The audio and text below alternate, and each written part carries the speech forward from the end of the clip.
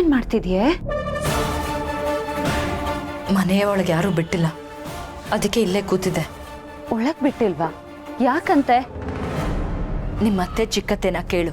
ಅಲ್ಲ ಅಕ್ಕ, ನನ್ ಮೇಲೆ ಯಾಕೆ ಕೋಪ ಮಾಡ್ಕೋತಿದ್ಯಾ? ಅದನ್ನಾದ್ರೂ ಹೇಳು. ಮೊನ್ನೆ ಅಷ್ಟೇ ಚೆನ್ನಾಗಿ ಮಾತಾಡಿದ್ಯಲ್ಲ ಅಕ್ಕ. ಇಷ್ಟೊತ್ತವರೆಗೂ ಹೊರಗಡೆ ಕೂತಿದ್ಕೇನು ಖುಷಿಯಾಗಿ ಮಾತಾಡಕ್ಕಾಗತ್ತಾ? ಸುಮ್ಮನೆ ತಲೆ ತಿನ್ಬೇಡ, ಹೋಗು. ಸರಿ ಆಯ್ತು, ಈಗೇನಾಯ್ತು ಅದನ್ನಾದ್ರೂ ಹೇಳು. ದಿವ್ಯಾ ಅಂದ್ರೆ ಯಾರು ಇಲ್ಲಿ? ನಾನೇ ಸರ್. ನಿಮ್ಮ ಪಾರ್ಲರ್ ಅಲ್ಲಿ ಇಲ್ಲಿಗಲ್ ಆಕ್ಟಿವಿಟೀಸ್ ನಡೀತಾ ಇದೆ ಅಂತ ನಮ್ಗೆ ಇನ್ಫಾರ್ಮೇಶನ್ ಬಂದಿದೆ. ನೀನು ನಮಗಿಂತ ಆ ಕೋಟೆ ಮನೆಯವ್ರಿಗೆ ಸತ್ತಿಂಗೆ ಅವಮಾನ ದ್ರೋಹ ಮಾಡಿದ್ಯಾ. ಸತ್ತಿನ ಮನೆಗೆ ಹೋಗಿ ಸತ್ತಿನ ಮನೆಯವ್ರು ಎಲ್ಲರದ್ದು ಕ್ಷಮೆ ಯಾಚಿಸಿ ಅವರಿಂದ ಒಳ್ಳೆಯವಳು ಅಂತ ಹೆಸರು ತಗೊಂಡ ಆವಾಗ ನಾನು ನಿಮ್ಮನ್ನು ಒಪ್ಕೋತೀವಿ. ನೀನು ಯಾಕೆ ಇಲ್ಲಿಗೆ ಬಂದೆ? ನಿನಗೆ ಯಾರು ಇಲ್ಲಿಗೆ ಬರಕ್ಕೆ ಹೇಳಿದ್ದು? ಉರ್ಮಿಳಾ, ನಡಿ ಒಳಗೆ. ಅವಳೇನಾದರೂ ಮಾಡ್ಕೊಂಡು ಹಾಳಾಗಿ ಹೋಗ್ಲಿ. ಸಾರಿ ಅಕ್ಕ, ಇಷ್ಟೆಲ್ಲ ಆಯ್ತಾ? ನಿನ್ ಮನೆಗೆ ಹೋಗೋದ್ ಬಿಟ್ಟು ಇಲ್ಲೇ ಇದೆಯಲ್ಲ. ಅತ್ತೆ ನೋಡಿದ್ರೆ ಮತ್ತೆ ಕೋಪ ಮಾಡ್ಕೋತಾರೆ. ಹಾಗಿದ್ರೆ ನೀನು ಹೋಗು ಅಂತ ಹೇಳ್ತಾ ಇದ್ಯಾ? ಮನೆವರೆಗೂ ಬಂದಿರೋ ಅಕ್ಕಂಗೆ ಕೊಡೋ ಮರ್ಯಾದೆನ ಇದು? ಹಾಗಲ್ಲ ಅಕ್ಕ. ಸರಿ ಬಾ, ಒಳಗೆ ಹೋಗೋಣ. ನಾನು ಅತ್ತೆ ಹತ್ರ ಮಾತಾಡ್ತೀನಿ. ನೀನು ಕರೆದೆ ಅಂತ ಒಳಗೆ ಬರೋದು, ಆಮೇಲೆ ಅವ್ರು ರಂಪಾಟ ಮಾಡೋದು, ಇದ್ಯಾವುದು ನನಗೆ ಬೇಡ. ನಿಮ್ಮ ಮನೆಯವರು ಕ್ಷಮಿಸಿ ನನ್ನನ್ನು ಕರೆದ್ರೆ ಮಾತ್ರ ಒಳಗೆ ಬರೋದು. ನೀನು ಒಬ್ಬಳೇ ಕರೆದ್ರೆ ನಾನು ಯಾವುದೇ ಕಾರಣಕ್ಕೂ ಬರಲ್ಲ. ಅಕ್ಕ ಪ್ಲೀಸ್, ಇದು ಹಠ ಮಾಡೋ ಟೈಮ್ ಅಲ್ಲ. ಏನೇ ಇದ್ರೂ ಒಳಗೆ ಹೋಗಿ ಮಾತಾಡೋಣ. ಅತ್ತೆಗೆ ನಾನು ಹೇಳ್ಕೊತೀನಿ. ಬೇಡ ಅಂತ ಹೇಳ್ದೆ ತಾನೆ? ರಾತ್ರಿ ಆಗಿದೆ ಅಕ್ಕ. ಆದರೆ ನಿಮ್ಮ ಮನೆಯವ್ರಿಗೆ ಗೊತ್ತಿಲ್ವಾ? ನೀನು ಇಲ್ಲಿರು, ನಾನು ಅತ್ತೆ ಹತ್ರ ಮಾತಾಡ್ಕೊಂಡು ಬರ್ತೀನಿ.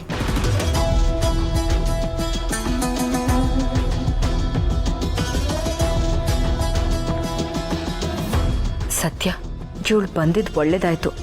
ಇಲ್ಲ ಅಂತಿದ್ರೆ ರಾತ್ರಿ ಎಲ್ಲ ಇಲ್ಲೇ ಇರಬೇಕಾಗಿತ್ತು. ಈಗ ಇವಳು ಅತ್ತೆನ ಒಪ್ಪಿಸಿ ಕರ್ಕೊಂಡು ಬರ್ತಾಳೆ.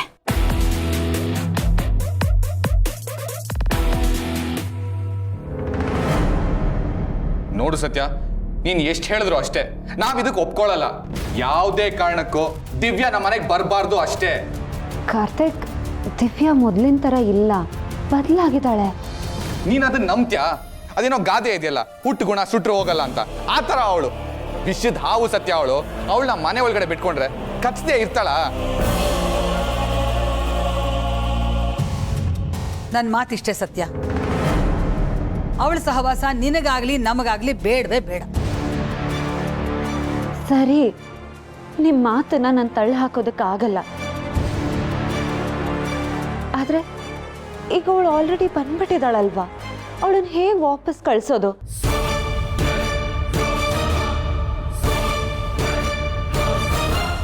ಅಟ್ಲೀಸ್ಟ್ ಇವತ್ತು ಒಂದು ರಾತ್ರಿನಾದರೂ ಅವಳು ಇಲ್ಲಿ ಉಳ್ಕೊಂಡು ನಾಳೆ ಬೆಳಗ್ಗೆ ಹೋಗ್ಬೋದಲ್ವಾ? ಒಂದು ಸಲ ಬಿಟ್ರೆ ಕೆಟ್ವಿ ನಾವು.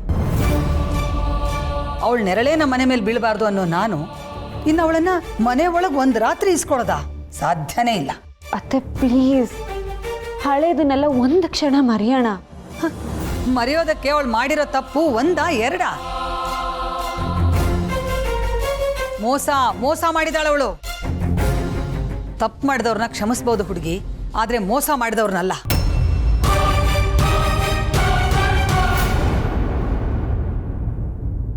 ಸತ್ಯ, ಇದನ್ನೆಲ್ಲ ನಾನ್ ನಿನ್ಗೆ ಹೇಳ್ಕೊಡ್ಬೇಕಾ? ಅಕ್ಕ ಅಂತ ಕೂಡ ಆಗ್ಬೇಡ, ಸ್ವಲ್ಪ ಕಣ್ಬಿಟ್ಟು ನೋಡು. ನಾನ್ ಯಾವುದನ್ನು ಮರ್ತಿಲ್ಲ ಸತ್ಯ. ನಿನ್ನ ಸಂಬಂಧ ಹಾಳು ಮಾಡಕ್ ನೋಡ್ದವಳೆ ಅವಳು. ಮನೆಯವ್ರ ಬೆನ್ನಿಗೆ ಚೂರಿ ಹಾಕ್ದವಳು ಅವಳು. ಅವಳನ್ನ ಹೇಗ್ ಮನೆ ಒಳಗಡೆ ಬಿಟ್ಕೊಳ್ಳೋದು? ಇವತ್ತು ಒಂದು ರಾತ್ರಿ ಕಾರ್ತಿಕ್. ಅತ್ತೆ ಪ್ಲೀಸ್, ನೀವಾದ್ರೂ ಒಪ್ಕೊಳ್ಳಿ. ಆಗಲ್ಲ ಹುಡುಗಿ. ಪಾಪ ಹೆಣ್ಮಗು ರಾತ್ರಿ ಬೇರೆ ಆಗಿದೆ ಅಂತ ಮಾನವೀಯತೆ ತೋರ್ಸಕ್ಕೂ ಭಯ ಆಗತ್ತೆ. ಅಷ್ಟು ಕೆಟ್ಟವಳವಳು. ಕಾಲಿಟ್ಟ ಕಡೆ ಎಲ್ಲ ಭಸ್ಮಾನೆ. ನೋಡು, ಸುಮ್ಮನೆ ಅವಳನ್ನ ಆಚೆ ಕಳಿಸ್ಬಿಡು ಹೇಳ್ತೀನಿ. ಇದೇ ನನ್ನ ಕೊನೆ ಮಾತು, ಇದ್ರ ಮೇಲೆ ಮಾತೇ ಬೇಡ.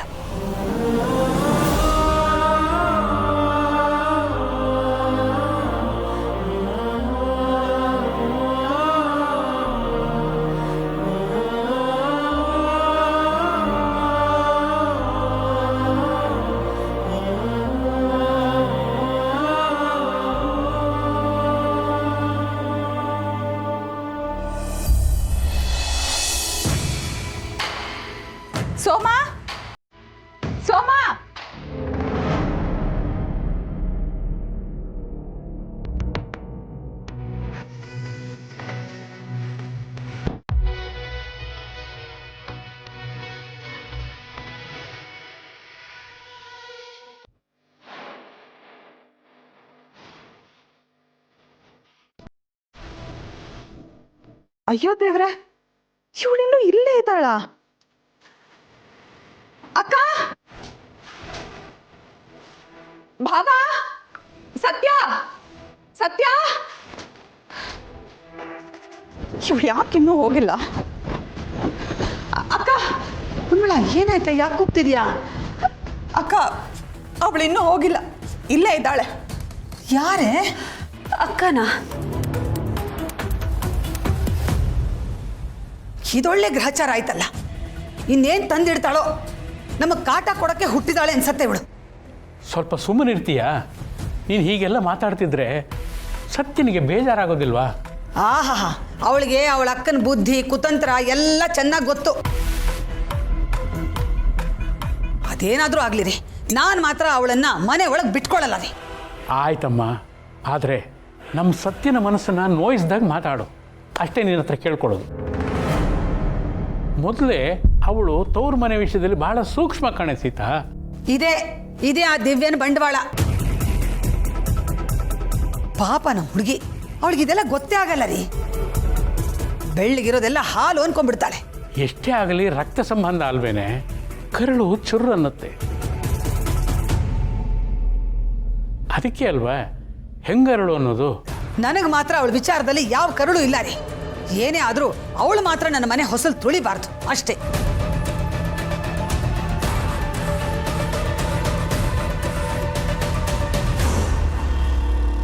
ನೀನು ನನ್ನ ಹೋಗು ಅಂತಿದ್ಯಾ?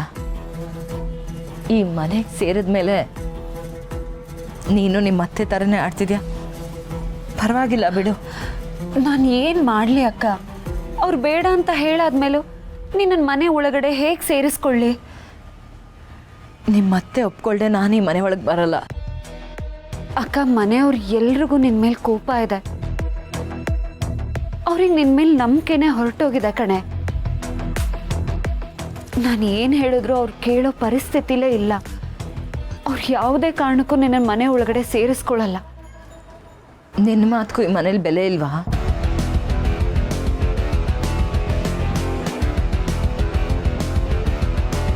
ಅವ್ರು ಬೇಡ ಅಂದಿದ್ದನ್ನ ನಾನು ಹೇಗೆ ಮಾಡೋದಕ್ಕಾಗತ್ತೆ ಅಕ್ಕ?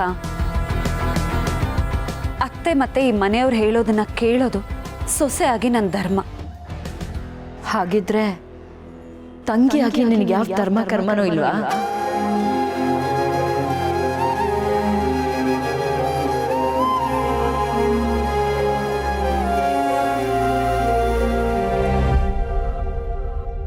ಈಗ ಮೊದಲು ನಾನು ಈ ಮನೆ ಸೊಸೆ, ಆಮೇಲೆ ನಿನ್ನ ತಂಗಿ. ಸರಿ ಬಿಡು, ನಾನು ಇಲ್ಲೇ ಇರ್ತೀನಿ. ಅಕ್ಕ ಪ್ಲೀಸ್, ಹಠ ಮಾಡಬೇಡ್ವೆ. ನೀನು ಹಠ ಮಾಡಿದ್ರೆ ಅದ್ರ ಪರಿಣಾಮ ನನ್ನ ಮೇಲೆ ಬೀಳುತ್ತೆ. ಪ್ಲೀಸ್ ಇಲ್ಲಿಂದ ಹೊರಟ್ಬಿಡು ಅಕ್ಕ. ನೀನು ಪಶ್ಚಾತ್ತಾಪ ಪಡೋದಕ್ಕೆ ಇಲ್ಲೇ ಇರಬೇಕು ಅನ್ನೋ ಜಿದ್ದಿ ಹಾಕೆ. ನೀನು ಎಲ್ಲಿದ್ರೂ ಬದಲಾಗಬಹುದು ಅಕ್ಕ. ಅದನ್ನ ನೋಡಿ ಇವ್ರ ಮನ್ಸು ಕರಗಬಹುದಲ್ವಾ? ಪ್ಲೀಸ್ ಅಕ್ಕ, ಹೊರಟ್ಬಿಡೆ. ಕಾಲು ಹಿಡ್ಕೊಂಡು ಬೇಡ್ಕೊಂಡಾಗಲೇ ಇವ್ರುಗಳ ಮನ್ಸು ಕರಗಲಿಲ್ಲ. ಇನ್ನು ನಾನು ಎಲ್ಲೋ ಇದ್ರೆ ಇವ್ರುಗಳ ಮನ್ಸು ಕರಗತ್ತಾ?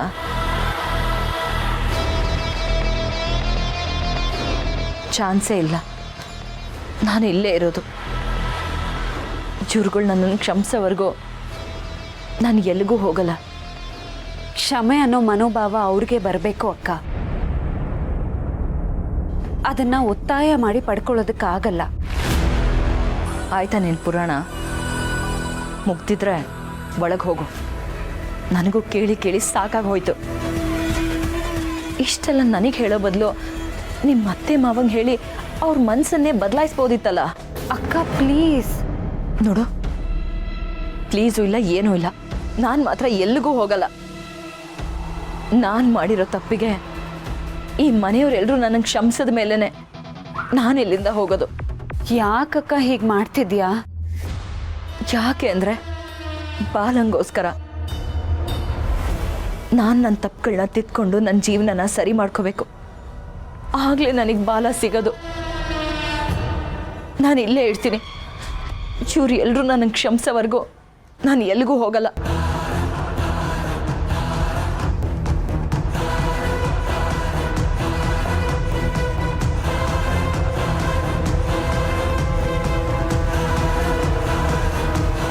ನಾನು ಇನ್ನೊಂದ್ಸತಿ ಮನೆಯವ್ರ ಹತ್ರ ಮಾತಾಡ್ತೀನಿ, ಒಳಗೆ ಕರೆಸ್ಕೊಳ್ಳೋದಕ್ಕೆ ಪ್ರಯತ್ನ ಪಡ್ತೀನಿ.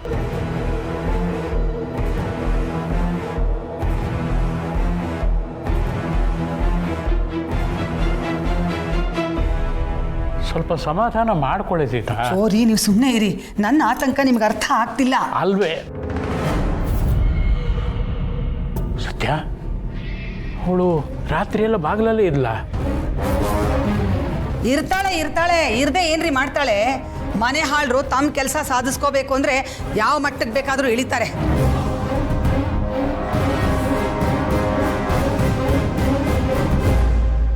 ಸೀತಾ, ಸ್ವಲ್ಪ ಸುಮ್ಮನೆ ಇರೇ. ಸತ್ಯ, ಏನಂತಮ್ಮ ಅವಳದು? ಒಳಗೆ ಬರ್ಬೇಕಂತ ಹೋಗ್ಲಿ, ಒಳಗೆ ಕರೆದು ಬಿಡಮ್ಮ. ರೀ, ಇದಕ್ಕೆ ನಾನು ಸುತಾರಾಮ್ ಒಪ್ಪೋದಿಲ್ಲ ರೀ.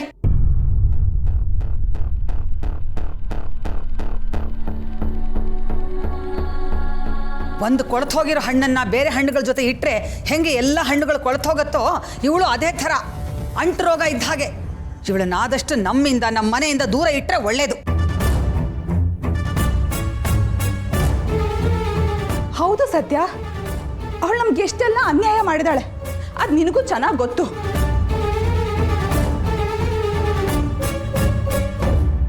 ಇಷ್ಟೆಲ್ಲ ಆದರೂ ಅವಳ ಮೇಲೆ ಇಷ್ಟೊಂದು ಕನಿಕರ ತೋರಿಸೋದು ಒಳ್ಳೇದಲ್ಲ.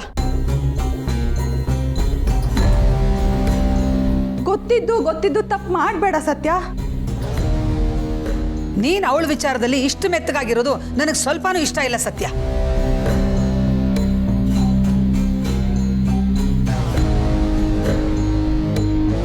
ಸರಿ ಅತ್ತೆ, ಆಯಿತು, ನಾನು ನಿಮ್ಮ ಮಾತು ಮೀರಲ್ಲ.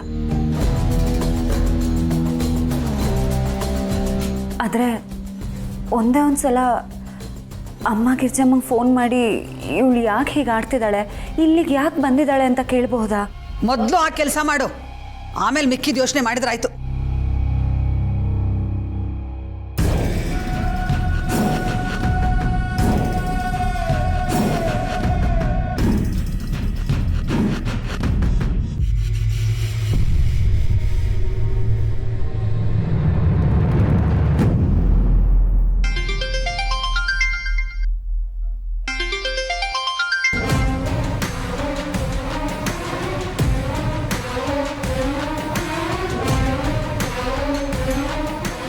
ಹಲೋ ಸತ್ಯ, ಅಮ್ಮ ನಂದು ಬಿಡಮ್ಮ, ದಿವ್ಯಕ್ಕ ಇಲ್ಲಿಗೆ ಬಂದಿದ್ದಾಳೆ. ಏನು ವಿಷಯ? ನಮ್ಮ ಮನೇಲಿ ಅವಳಿಗೆ ಜಾಗ ಇಲ್ಲ ಅಂತ ಹೇಳಿದ್ರೆ ವಾಪಸ್ ಹೋಗದೆ ಅಲ್ಲೇ ಕೂತಿದ್ದಾಳಮ್ಮ. ಏನಂತೆ? ಏನು ವಿಷಯ? ಅಯ್ಯೋ ಸತ್ಯ, ನಿನಗೆ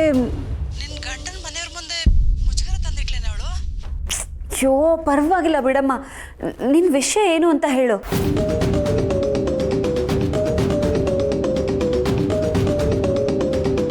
ಸತ್ಯ, ಅವಳಿಗೆ ಮೆಟ್ಕೊಂಡಿರೋ ಹೊಚ್ಚು ಬಿಟ್ಟಿದೆ ಈಗ. ಅವಳು ಮೊದಲಿನ ಥರ ಇಲ್ಲ, ಬದಲಾಗಿದ್ದಾಳೆ.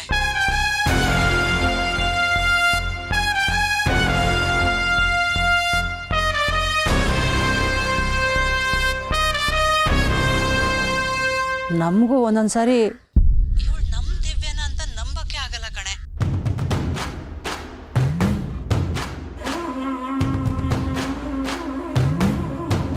ಆದರೆ ಕಾಲ ಎಂಥವ್ರನ್ನೂ ಬದಲಾಯಿಸುತ್ತೆ ಅನ್ನೋದಕ್ಕೆ ಪ್ರತ್ಯಕ್ಷ ಸಾಕ್ಷಿ ಅಂದರೆ ಅವಳೇ ನೋಡು.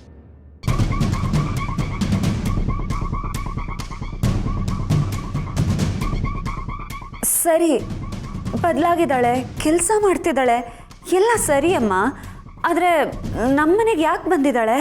ಅವಳು ನಿಮ್ಮೆಲ್ಲರ ಹತ್ರ ಕ್ಷಮೆ ಕೇಳಿ ನಿಮ್ಮ ವಿಶ್ವಾಸ ಗಳಿಸೋದಕ್ಕೆ ಅಂತ ಬಂದಿದ್ದಾಳೆ ಕಣೆ. ನಾನು ಎಷ್ಟು ಬೇಡ ಅಂದರೂ ಕೇಳಲಿಲ್ಲ ಅವಳು.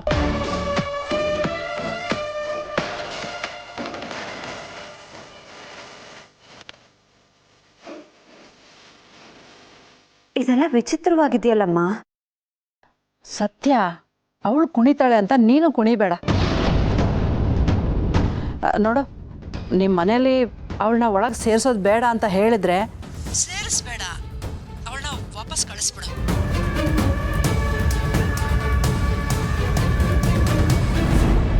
ನೋಡು, ಅವಳು ಕ್ಷಮೆ ಕೇಳಿದ್ರು ಬಿಟ್ಟರು ಅವ್ರಿಗೆ ಅದೆಲ್ಲ ದೊಡ್ಡ ವಿಷಯ ಅಲ್ಲ. ಬೀಗರು ಅದನ್ನೆಲ್ಲ ಮೀರಿದವರು. ಮೊದಲು ನೀನು ನಿನ್ನ ಸಂಸಾರ ನೋಡ್ಕೊ. ಸರಿ ಅಮ್ಮ, ನಾನು ಆಮೇಲೆ ಮಾಡ್ತೀನಿ.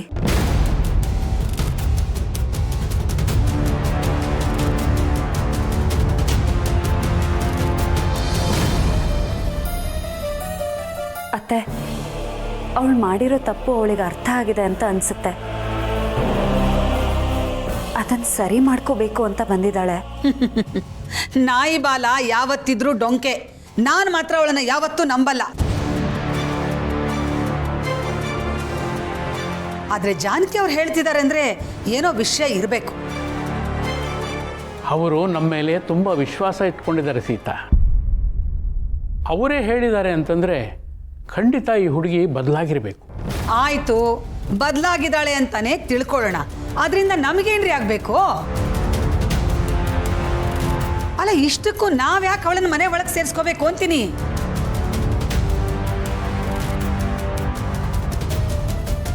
ಅತ್ತೆ, ನನಗೆ ನಿಮ್ಮ ಆತಂಕ ಅರ್ಥ ಆಗುತ್ತೆ. ಆದರೆ ದಿವ್ಯಕ್ಕ ಮನೆವರೆಗೂ ಬಂದಿದ್ದಾಳೆ. ರಾತ್ರಿ ಎಲ್ಲ ಬಾಗಿಲಲ್ಲೇ ಕಾದಿದ್ದಾಳೆ ಅತ್ತೆ. ಅದಕ್ಕಾದರೂ ಅವಳನ್ನ ಮನೆ ಒಳಗೆ ಕರೆಯೋಣ ಅತ್ತೆ. ಅವಳಿಗೆ ಒಂದೇ ಒಂದು ಅವಕಾಶ ಕೊಡೋಣ ಪ್ಲೀಸ್ ಅತ್ತೆ. ಬೇಡ ಅನ್ಬೇಡಿ.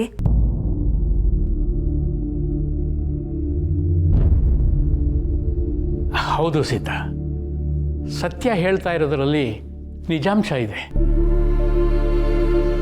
ಭವತಿ ಭಿಕ್ಷಾಂದೇಹಿ ಅಂತ ಬಂದಾಗ ವಾಪಸ್ ಕಳಿಸುವಷ್ಟು ಕಟುಕರಾಗಬಾರ್ದು ನಾವು. ಇದೊಂದೇ ಒಂದು ಸರ್ತಿ ಒಪ್ಕೋ ಸೀತಾ, ನೋಡೋಣ.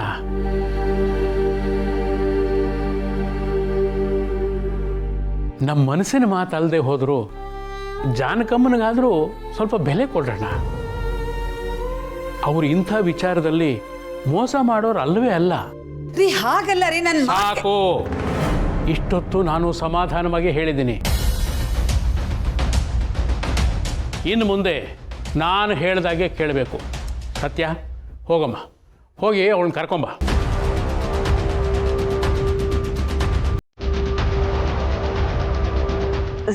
ಸರಿ ರಾಯ್ರೆ, ಕರ್ಕೊಂಡು ಬರ್ತೀನಿ.